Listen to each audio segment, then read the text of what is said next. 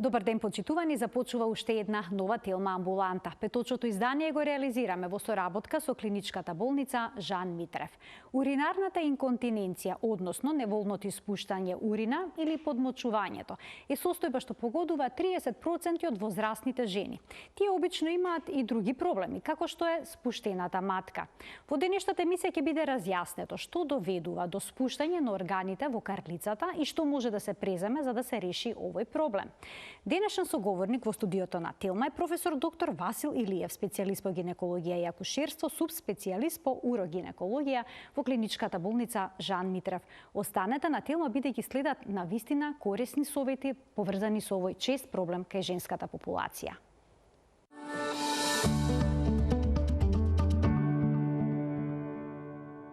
За неволното испуштање на урината, односно подмочувањето, но и спуштената матка, денеска зборуваме со професор доктор Васил Илиев, специјалист по гинекологија и акушерство, субспецијалист по урогинекологија.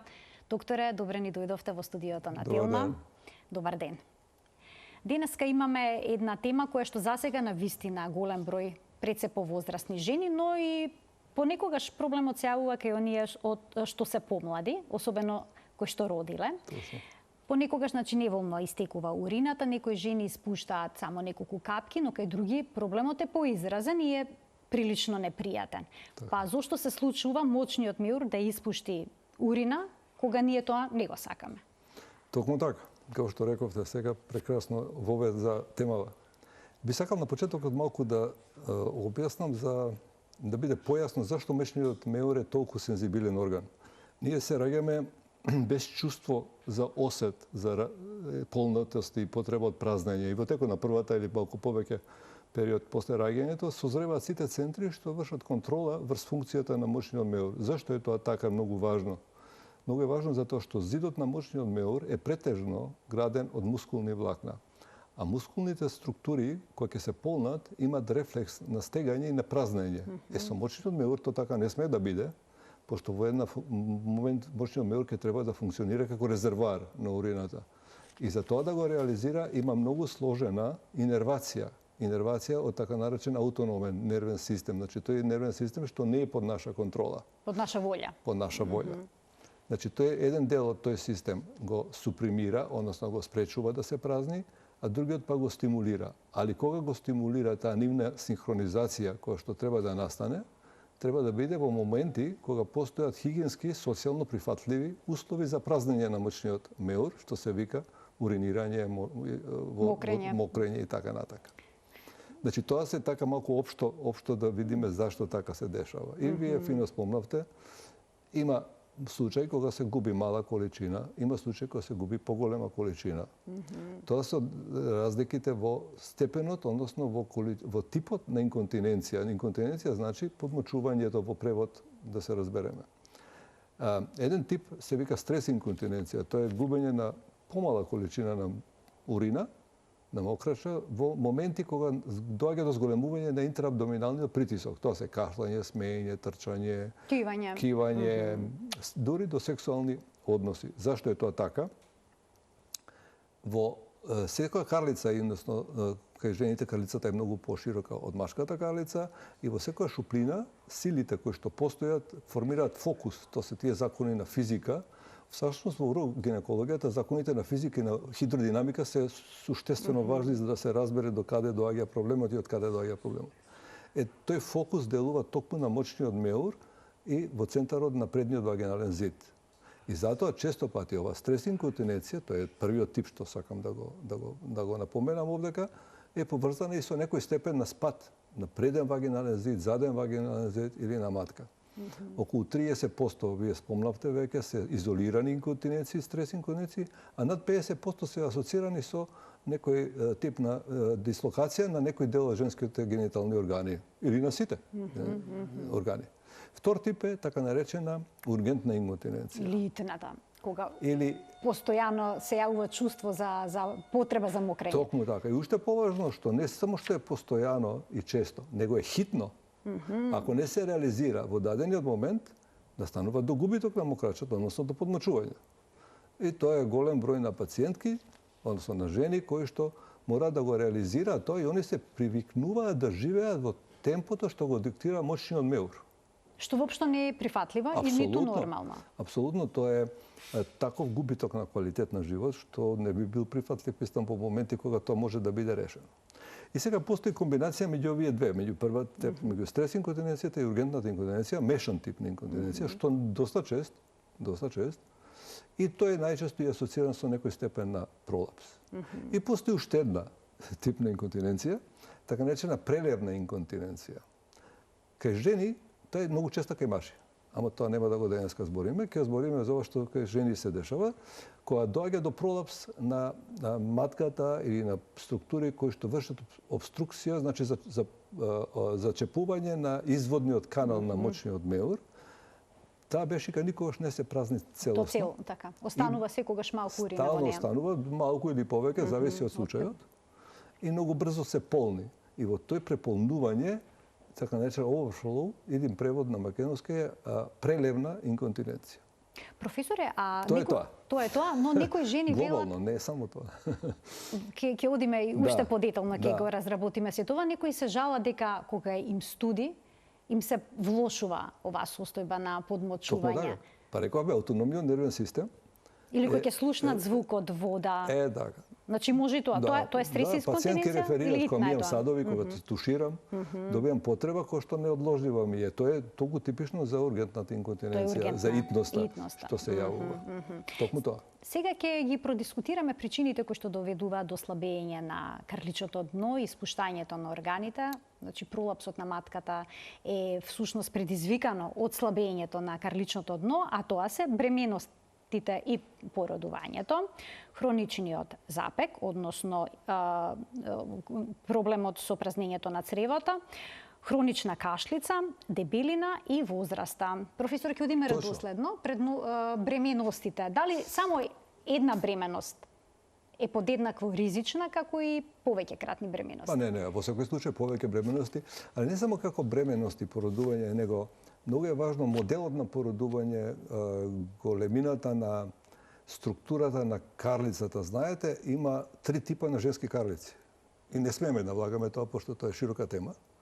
И она што е идеална за изнесување на доносена бременост е така развиена, што може да подноси доста дистензија на сите структури што ги обезбедува. Широка карлица е тоа? Па не е баш најшироката. Ајде речеме, имаме една што е многу тесна, што е неприфатлива, имаме една вообичаена и една малку поширока, која што со вообичаената спаѓаат во редот на прифатливи.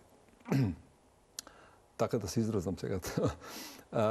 Значи, начинот на породување, големината на плодот и типот на структурата на структурите ткивни кои што ги држат органите од тиснажите, сите органи не се фиксирани цврсто, они се за нешто или да лежат на нешто, или да висат на нешто. И они сите имаат микровибрации.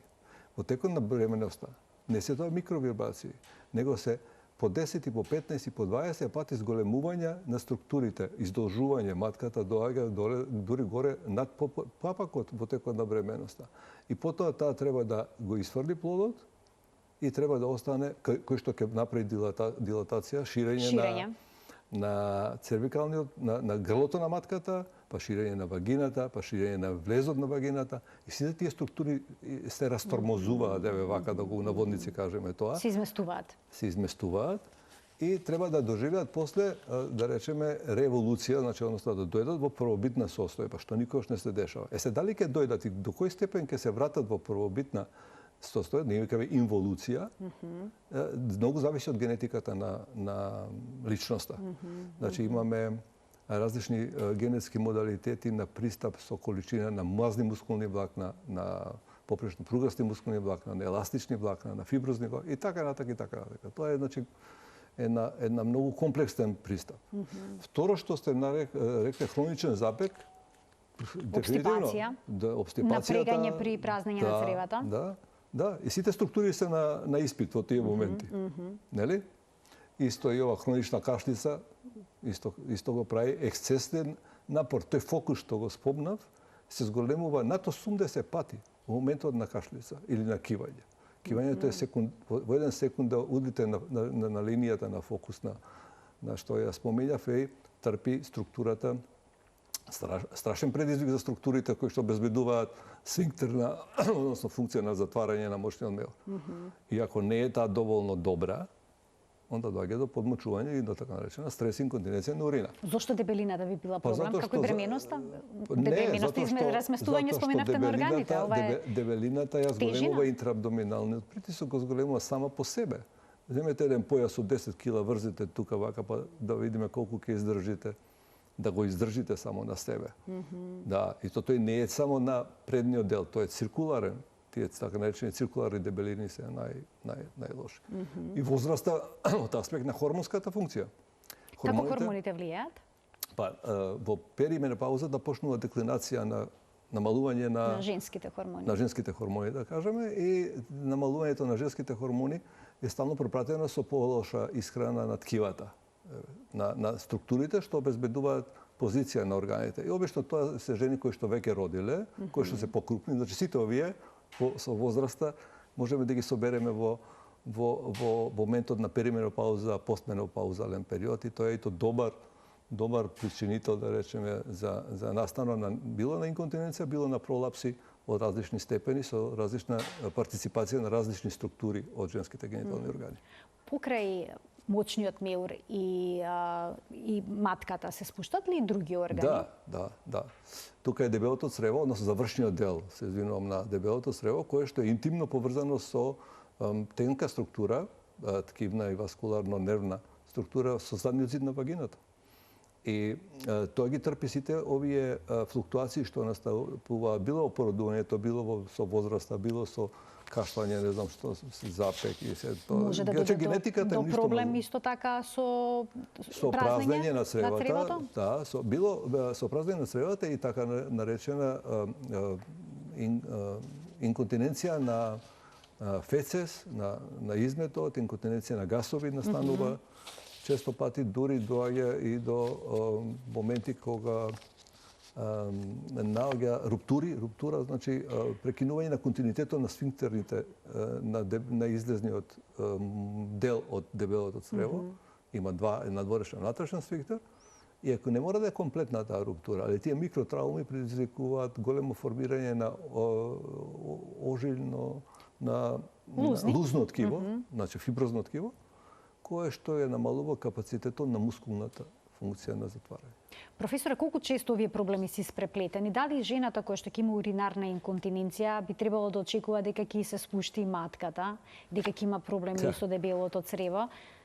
Да, не треба да очекува. Значи, збориме за проблеми кои што се во урогинекологијата многу чести, кои што се регенеративни, значи може да се оправат, и кои што не треба да се толерираат, не треба да се очекува дека и тоа ќе ми се деси, него има степени на спуштање на гениталните органи кои што пациентките не се свесни. Можеме тука да ја видиме и фотографијата. Тоа е всушност пролапс на матката. Значи се спуштат. Јас прочитав некаде спуштањето е како кога ќе се привитка чорапот од внатрешната кон надворешната страна. Добро, ајде да го видиме. Можеме тука да ги погледнеме фотографиите кои што се однесуваат на пролапсот на матката, но вие во меѓувреме може да појасните што е тоа точно. Значи не постои правило на кој модел како се тоа реализира. Се додека е интравагинално спуштањето, многу ретко пациентките го нотираат. Дури и при гинеколошки прегледи, за жал, многу од нашите колеги не им соопштуваат дека постои веќе некој степен на интравагинален спад. Тек после почнува. Да, еве, овие се фазите. Можеме првата фотографија да се задржиме на првата, или ако сакате, еве можете и оваа да искоментирате. Ова е комплетен пролапс еден. Еден комплетен пролапс. Нели прикажано, гледате дека ова што е утерус, тоа е вака. Ова, добро. Овдека се реализираат степените на пролапс, на испаѓање на матката. Ако идеме напред, гледаме на добра нормална позиција. Ова Да, ако може да само да се задржиме на првата фотографија. Ова е четвртата позиција. Да, ова е четвртата, кога веќе утерусот е излезен. Да, комплетниот утерус е излезен, гледате и бешиката е доле све. Добро. Да. Добро, значи, ова се степенувања, клинички степенувања на степенот на испаѓање, што е важно за нас, што се професионално бавиме со таа работа. За пациентите е важно каков проблем реферира кога ќе дојде на преглед, а општо ако дојде на преглед или поточно кажано, треба да биде свесна дека треба да дојде на преглед и дека тоа треба да биде решено во 21. век, а не да се живее со вакво. Значи на овие степени сега ќе гледате каде што грлото на матката е надвор од влезот во вагината, нели? Тоа се све степени кои што пациентките ги и визуализираат самите на себе и кои што за жал сметат дека е нормално да живеат така. Значи, може да се случи матката сосема да излезе од вагината и тоа е последната фотографија. Да. И тоа изгледа прилично драматично, но докторот ни успива да ја вратат назад. Да, ја враќа за вечер кој ќе легнат у кревет, да сами реферираат дека со прст ја бутаат матката. Дали е ризикот поголем да излезе матката додека жената стои? Да, апсолутно. Да, поземјата тежа, по секојдневни активности и таа се спушта до степен да ја лимитира движење. Има пациентки што доаѓа со лимитирани движења или тогаш кога е надвор од интроитусот на вагина, поради сталниот контакт со вешот што го носат, доаѓа до стварање на рани. И сега плюс на тоа, постои недостаток или многу намалена количина на естрогени, па постојат атрофични промени. И тие атрофични промени ја прават многу слаба таа кожица, односно епител кој што постои. И многу често доаѓаат пациентки со веќе формирани, ние викаме декубитуси, значи тоа се декубитални рани на делови од испаднатите органи. Да. И вакви степени се од третата слика натака, многу често има заостаток на рест урина, да речеме, заостаток, значи после мокрење во бешиката останува неиспразнета урина. Од третата слика натака. Значи од тука натаму, значи веќе кога матката е излегува на надвор. Да, или така го притиска, нели? Да, притиска. Напред према лево нагоре, тоа е бешиката. Ова доле, испод е тоа дебелото црево. Чувствуваат ли некаква болка жените кога ќе им се случи ова? Има болка најчесто во кичма, има болка, лимитирани движења, може централна болка да даде, многу индивидуално е тоа. А има ли некакви симптоми кои што всушност навестуваат дека се спушта матката, односно утерусот? Симптоми почнува обично со карлична болка во физичка активност, во движење, при одење, нели? Тоа е најчесто, или се јавува некој инконтинентен момент. Инконтинентен урина, мислам, момент се јавува. И тоа е решение во што порана фаза решавање на вакви проблеми, толку е позахвален, поуспешен зафатот, толку е полимитирана површината на хируршката работа и помала траума за организмот, и толку побрзо е рекуперирањето и враќањето во секојдневниот живот. Што значи се тоа за сексуалната активност на жената? Смее ли да има сексуални односи кога се спушта вака матката? Може сексуалниот однос да го влоши проблемот? Да испадне матката потоа? Не, да го влоши, него видете колку може. Знаете, тука не гледате само матката, вие гледате ги вагиналните зидови што се надвор. Како изгледат вагиналните зидови? Тие испаѓаат се комплетно. Она другата слика уште поубаво ќе ви покаже. Нели, испадната е тотално вагиналниот зид е надвор и тоа не е дали сме... А што е кога во овие, да речеме, првата и втората фаза, почетните? Па да, ова прва фаза е веќе не се нотира дека постои спад на органот и жената живее нормално. Тоа може при гинеколошки преглед да биде упозорена дека почнало тоа да се дешава. И сигурно ќе ме прашате дали тука може да се спречи. Да, ние советуваме да се применат вежби за јачање на мускулатурата. Какви се тие вежби? Познати се како кегелови вежби, тие ги имаат публицирано многу одамна уште. Кегел ги има публицирано. Сега, они имаат ефект ако се одвиваат во многу рана возраст. Затоа што кога веќе атрофичните промени земале голема површина од структурите што ги одржуваат позициите на органите, кегеловите вежби не можат да бидат ефикасни. Многу едноставно затоа што количината на мускулни влакна, а они се наменети за мускулите, кегеловите вежби, е толку намалена, што и тоа што е останато што ќе се појача со кегеловите вежби, нема ефект.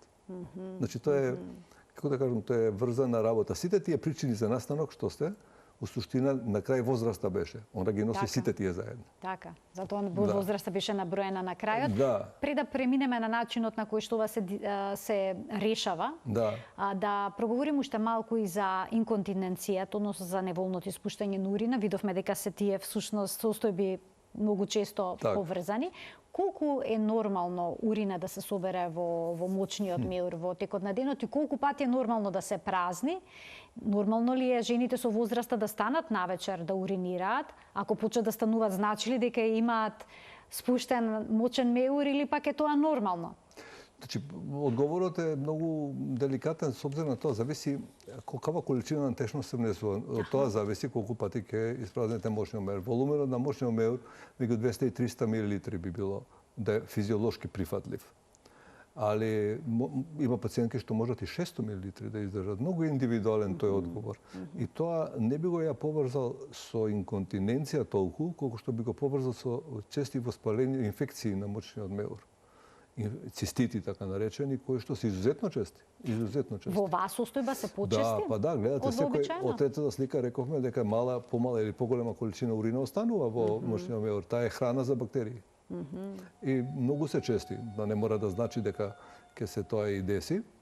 И во таа возраст, што е перипостменопаузен, за жал се чести и други хронични заболувања, хипертензии, терапии со диуретици заради намалување на притисокот, диабет, кој што е идеална подлога заедно со рестурина за развој на уринарни инфекции. И тие се све тие комбинации кои што настануваат, затоа што идеалниот момент решавање на пролапсот, елиминирање на рестурината, одржавање на балансот на гликемија, на шекер во крвта. И тоа би било решение за целокупниот случај, затоа што рецидивирани инфекции уринарни можат да прават така наречена асцензија. И onda доаѓа до пиелонефрити и така, баш дека и нели беше денови на бубрежното здравје, така, на бубрежните болести. А можат ли, професор, одредени лекови да доведат до неволно испуштање на урина, па жената да се посомнева дека има инконтиненција, всушност позадината да е нешто сосема друго? Анксиолитици, например, познато е дека можат да го слабат сфинктерната функција. Тоа е, знаете, важи за прв степен на инконтиненција, на стресна инконтиненција, кога ако такава особа зема и анксиолитик или антидепресив, ќе го потикне проблемот. Ќе го потикне проблемот со тоа што може да го ослаби сфинктерниот момент, моментот на затварање на мочниот меур. Се дешава и тоа, и ние во договор со ординеришкиот доктор што ги дал тие препарати правиме тест. Ќе прекине еден краток период, ќе видиме дали тоа е тоа или не е тоа и така натаму. А дали одредени пијалоци кои што содржат кофеин може да создадат нешто, проблем сличен на инконтиненција или пак повторно треба да постои блага инконтиненција за... Не мора. Значи, кофеинот е идеален диуретик. Идеален диуретик и кофеинот не само во кафето, го има во какао, го има во чаеви, овие што се темни чаеви, сега има овие енергетски пијалоци што се тие се полни со кофеин, он може да предизвика побрзо стварање на урина и таа брзина на стварање на урина веќе доколку е ослабен мочниот сфинктер, сфинктерот на мочниот меур, може да предизвика во моменти на зголемени кашлање, кивање, да инцидентно губење. Ама тоа е, знаете, такви инцидентни настани се класифицираат како инцидентни. Не се тие веќе диагноза да поставите. Доколку тоа почне да се повторува, станува редовно, onda веќе тоа е тоа. Кога жените имаат уринарна инконтиненција, ми советувате ли да ги исфрлат овие пијалоци? Тоа многу важи за ургентната инконтиненција. Многу денот го започнуваат, утрото го започнуваат со кафе, таму има кофеин. Да, не, утрото не, него обично кај пациентки со ургентна инконтиненција, после 16-17 часот, ја советуваме да не земаат сите овие пијалоци што содржат кофеин, да не ги набројувам, затоа што они се најчесто и на терапија што го супримира хиперактивноста на мочниот меур, така да го кажам. Значи има терапија која што може всушност да ја смири активноста на мочниот меур. Али треба пред тоа да бидеме сигурни дека се работи за таква промена, односно за таков тип на инконтиненција. А каква хигиена советувате да одржуваат, бидејќи постојано има неколку капки урина или пак поголема количина, се чувствува и мирис, влажен е тој дел постојано, треба ли да носат улошка? Како? Колку често да се измиваат за инфекција? Тоа се пациентки со нарушен квалитет на живот. Знаете, јас имам пациентки што реферираат дека избегуваат со внуците да седат или избегуваат подолг период да седат заради тоа што се плашат дека ќе дојде до губење на урина и дека ќе почне да мириса и сето тоа. Уште поважно е, мокрачето има киселина, урична киселина. И таа ја надражува кожата која што веќе има трофични промени. И тука се многу непријатни тие чувства. И тие стран материјал се сите, не знам какви све влошки не постојат, и тоа е секој стран материјал кој што на подлога каде што има атрофија, каде што делува урична киселина од мокрачата, делува многу негативно, да ви кажам. И се тие непријатно чувство, печење, пореметување на структурата на кожата, дури и така натака сега на него тоа. Значи, многу захтевно и не би требало да постои апсолутно тоа кога има решение идеални за сите овие проблеми што ги сега збориме. Ќе преминеме на решенијата, да ги поканиме гледачите да се вклучат во денешната Телма амбуланта со нивни прашања. Како се диагностицира проблемот? Каков преглед правите? Значи, прегледот урогинеколошки е со повеќе тестови, кои се изведуваат со цел да се детектира дали има инконтиненција, како стрес инконтиненција. Онда се прават прегледи за преден вагинален зид да се детектира дали се спушта, дали колку се спушта и кој се учествува по кој редослед. Затоа што имаме така наречен поделба на преден дел, среден дел и заден дел, каде што учествува предниот дел, нели преден зид на вагина со бешиката, со мочниот меур, средниот централниот дел е со утерусот и тој често пати го влече и ние викаме форник, тоа се вика кровот на вагината го влече заедно и онда доаѓа задниот дел каде што е задниот вагинален зид со дебелото црево. И тоа е важна со динамиката и редоследот на спуштање за наоѓање на адекватно решение. Постојат модалитети и не постои класика на решавање или шаблон на решавање, него е секојаш индивидуален пристап.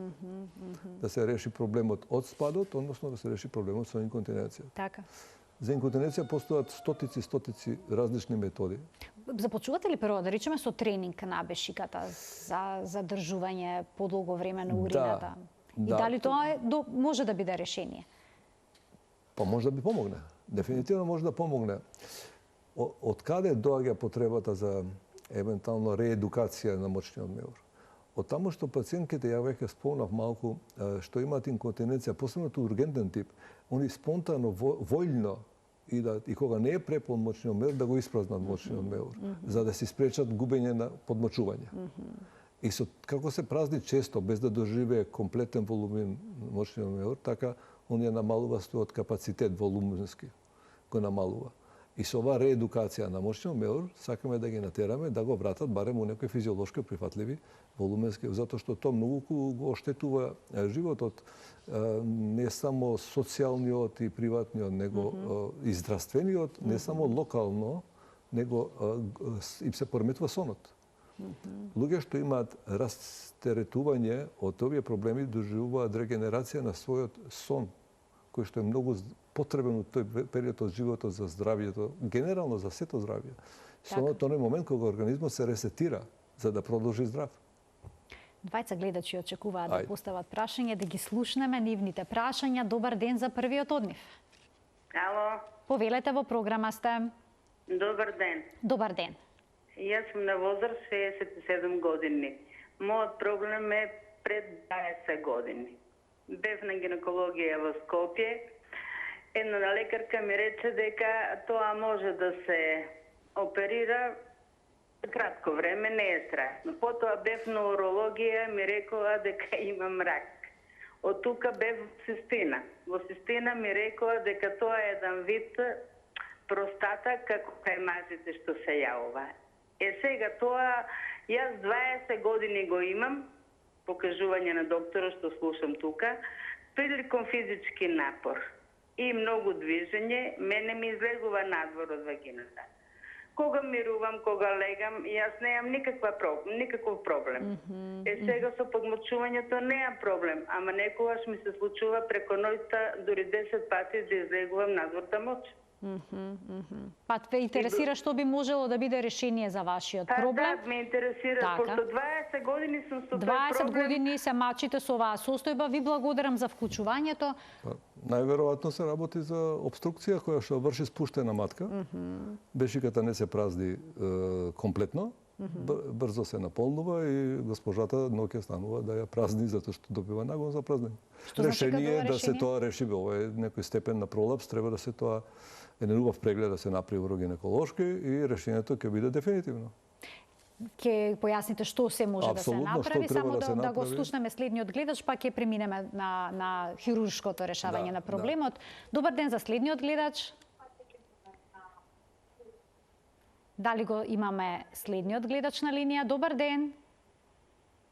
Добар ден. Во програма сте, повелете.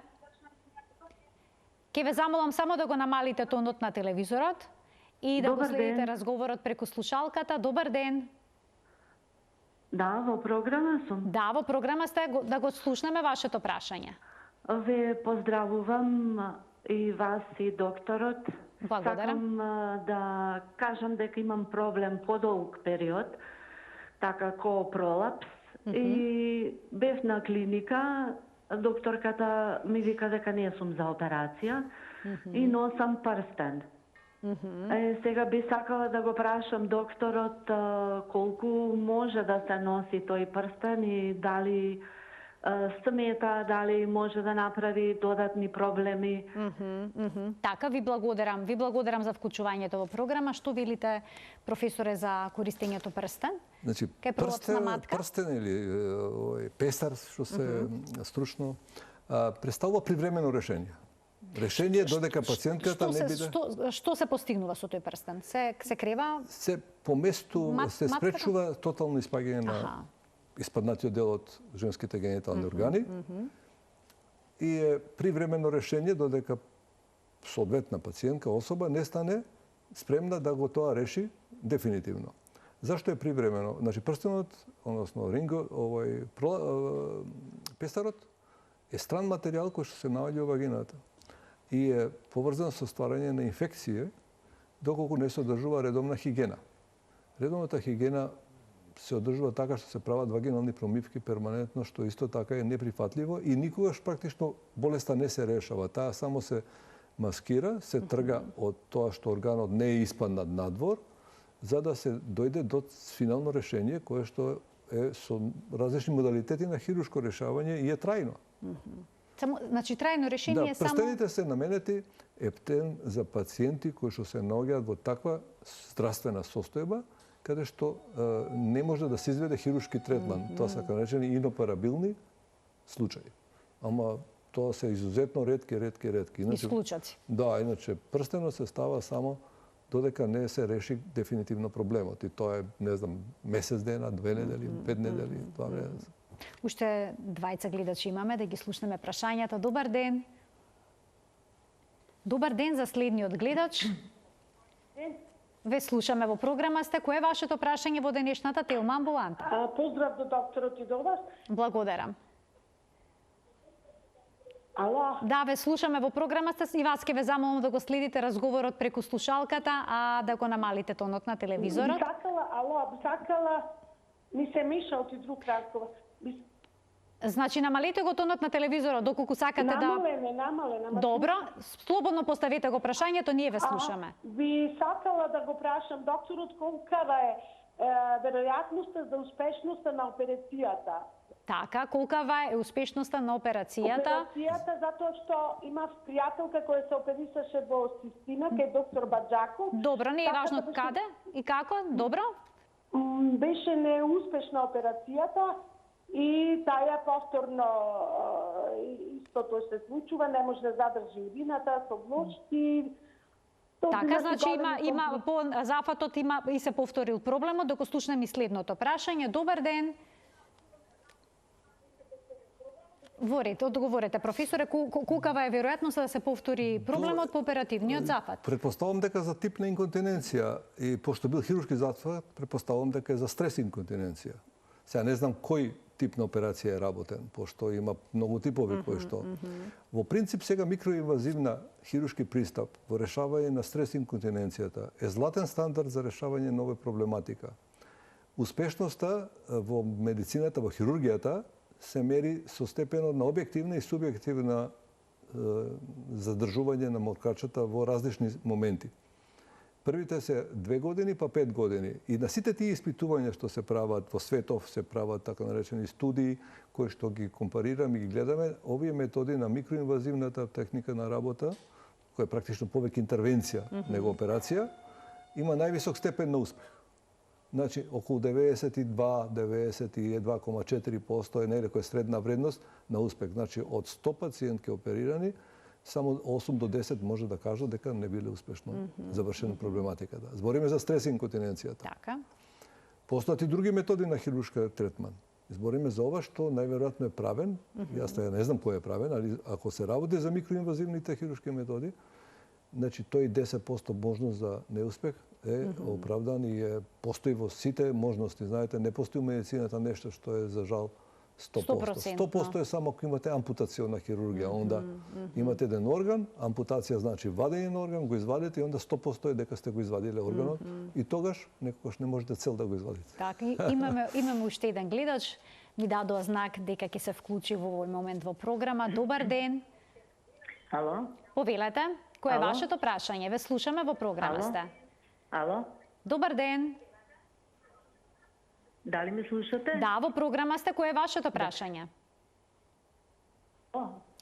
Јас немам прашање, но само еден поздрав до професор Илиев и им советувам на сите жени што имаат ваков проблем, само кај овој најдобар за оваа област гинекохирург. Така, ви благодарам за вклучувањето. И да ги почитуваат неговите правила, да не се поправаат, да не дигаат тешко и да внимаваат на обстипација.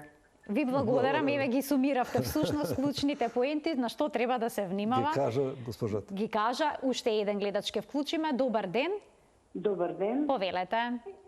Сега вака, јас сега во областа тука што е зафатено за одговор, малку понастрана, али сепак одговара за професорот да ми каже. Јас имам ендометриум 8 мм на матката.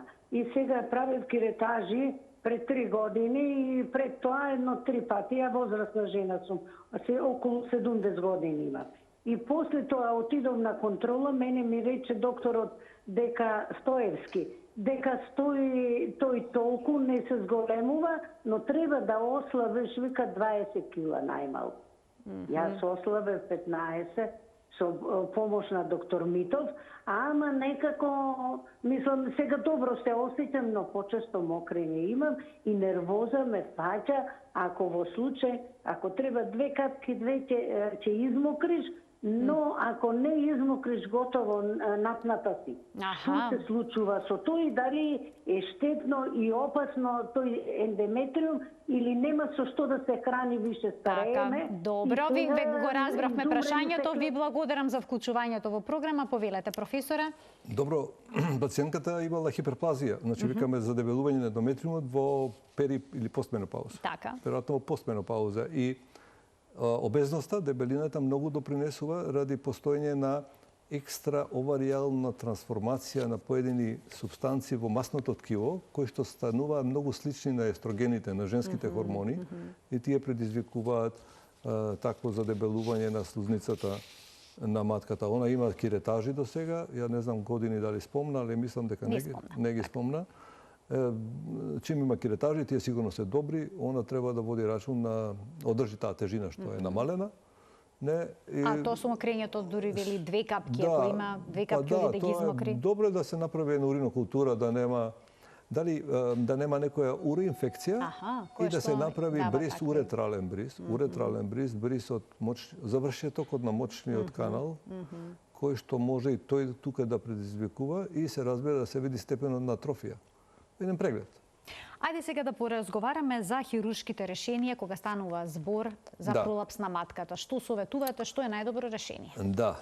За пролапс на матката нема генерално клише, некој модел, па така ќе ги правиме. Значи, генерално проблемот се решава трајно со хируршки пристап. Хируршките пристапи може да биде абдоминален, може да биде вагинален. Абдоминалните се резервирани тогаш кога постојат помал степен на пролапс, односно кога постои дополнителна патологија.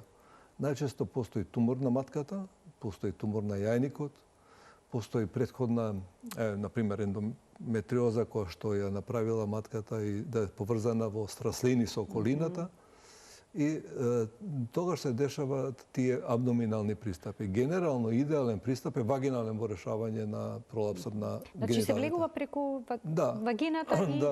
Да, значи нема резови нагоре да се гледаат. Минимално инвазивен, претпоставувам. Апсолутно. И решенијата се, реков, специфични, зависно од кога зборевме за прегледот, рековме дека битно кои елементи учествуваат, по кој редослед се спуштаат во текот на урогениталниот преглед. И така решението се прави по реверзен метод само, значи обратно, тој што последне се спушта, тој се решава прв и така натака. Али во една операција, јас често викам дека се работи за 3 во 1 или 4 во 1, значи решаваме преден зид, бешика враќаме на свое место, матката цела или делумно се вади, заден зид, дебело црево. Комплетно реконструкција настанува на било кој сегмент од гениталниот пролапс. Дори и на влезот, ние го викаме перинеум, често пати е со расцеп од поприлична природа, али најчесто после правење епизиотомија во тек на раѓање, кој што е сутурирана, али сутурите попуштаат или во текот на животот дошло до попуштање и така да стои неправилно расцеп еден на влезот во вагината кој што е влезна врата поради блискоста на анусот, на излезот од дебелото црево, често бактерии комуницираат. Значи, тој простор кој што се вика перинеум треба да е 2 до 3 сантима. Кај некој пациент ќе е сантим и пол. И бактериите од анусот идат во вагина и стават често пати прават многу големи компликации во смисол на инфекции, на воспаленија, на така натака. Значи, професор, има решение за овој проблем? Апсолутно. Се охрабруваат жените да дојдат на времено? Променете ставот веќе? Да, срамота во овој век да живеат со такви проблеми, мислам ја. Ја имам работено надвор и се чудам. Јас имав пациентка, ви кажав и прошли пат ми се чини еднашка. 92 години беше пациентката што дојде за корекција на генитален еден дел од гениталниот пролапс. Пошто бев надвор изненаден тогаш, уште помлад бајги, и ја прашав што е проблемот. Па века, ја не живеам убаво со ова. Сакам да живеам комотно и убаво и да можам да се движам, можам да живеам како што треба. Тоа е клучно. Па да. Особено кога постои решение, никако да не се толерира пролапс на матка, ниту пак уринарна инконтиненција. Инконтиненцијата мене ме чуди како знаете што многу се прифаќа како нешто нормално. Дел од возраста, жена што родила е нормално да се подмоча. Да, замислете која инверзија на вредности е тоа. Дури ќе дојде ако не се подмочуваш, не си родила добро. Да. Ама како да ви кажам, тоа не може да го разберам да се подмочува човек и пазите, тоа се дами кои што знаат да ово се облечат, да се представаат, имаат активности јазни. И јас имам прилика да држам некои предавања лево-десно и се чудам ја за краток престој. Не краток престој, 3 години во Хрватска кога работев, ја да ја кажам за тој период може би направив многу повеќе него овде за 3 години. Се надевам дека ќе се промени свесноста и дека се почесто жените ќе си го решаваат овој непријатен проблем и ќе си го вратат квалитетот на животот. Се надевам и јас. Професоре, ви благодарам многу за вашето денешно гостување. Секогаш е задоволство да се разговара со вас, особено за едни вакви теми кои што не често се обработуваат во медиумите. Па ми беше чест и повелете друг пат и други теми ќе правим. Така, секако се гледаме повторно. Добро. Почитувани, ова беше се во денешната емисија реализирана во соработка со клиничката болница Жан Митрев. Имајте пријатен ден.